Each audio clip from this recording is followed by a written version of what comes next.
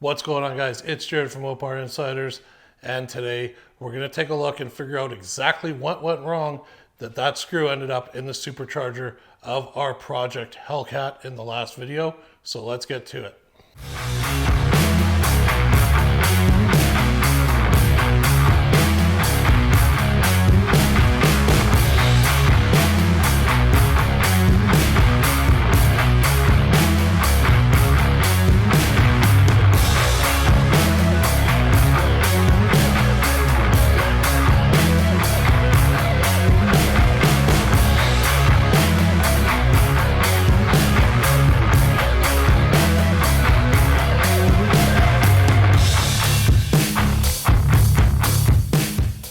All right, so it is the day after filming that last video, taking the supercharger off and finding the screw in it.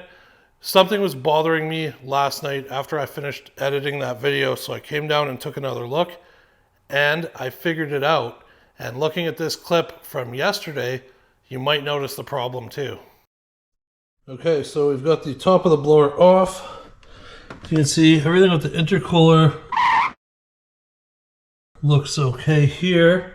It's buried underneath these lines and up against the firewall. So that is the last sensor to switch over to a 3-bar. We're almost there.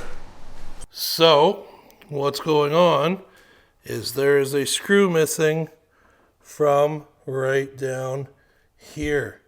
This countersunk screw, which is exactly what this guy here is. Now, why is this such a big deal? Well, this is exactly where the bypass valve sits for the supercharger. So I'll show you guys that right now just by placing the plate on.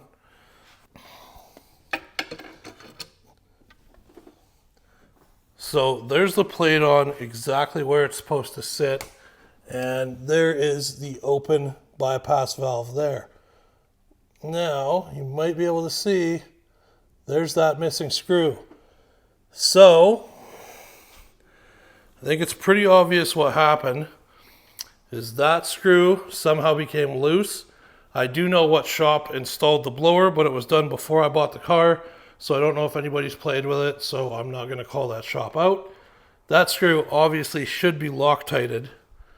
But what happened is it got sucked up in the bypass valve, and the bypass valve goes to this portion right here on the inlet for the blower, and then got sucked in through the back here and into the back of our supercharger.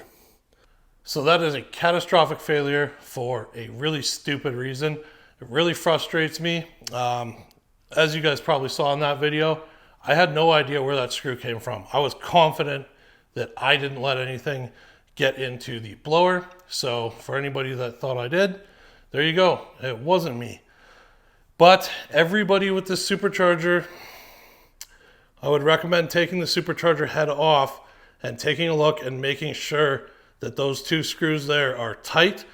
And I would back them out and Loctite them, just to make sure you're not going to have a problem. So as you can see here, I'm going to pull this plate back off.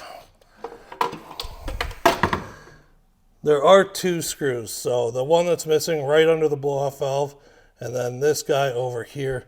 I'm not sure if that could get sucked into the blow-off valve, probably, but I would double check and make sure that those are both tight.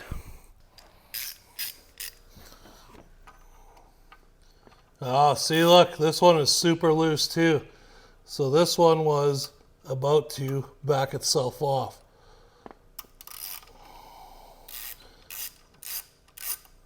So there we go. And as you can see, there's been no Loctite or anything applied to either of these. I am going to put thread locker on both of them and then put them both back in hopes that we can kind of fix the top part of the blower. Okay guys, there we go. So red Loctite on both. I'm going to put them both back in. Anybody that has one of these blowers, I would really encourage you to do this, especially after finding this guy loose here too. And there we go. So now they're both in there nice and tight and Loctited. As I said, I would encourage anybody with one of these blowers to do the same.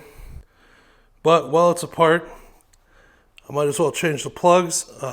One of my friends thinks he might be able to fix the blower, so we're going to see if we can clean it up a little bit and at least run it. And if not, we're going to have to get another one. All right, that's going to do it for this update, guys, on our Project Hellcat. We're going to have a lot more coming, whether our blower is fixable or not. And then we've also got our G-force axles down here, the G-force Outlaws, and we're just waiting on all the other components to start getting that rear suspension together. But I hope you guys enjoyed the video. If you did, leave a like, comment, subscribe, and we'll see you in the next one. Take care.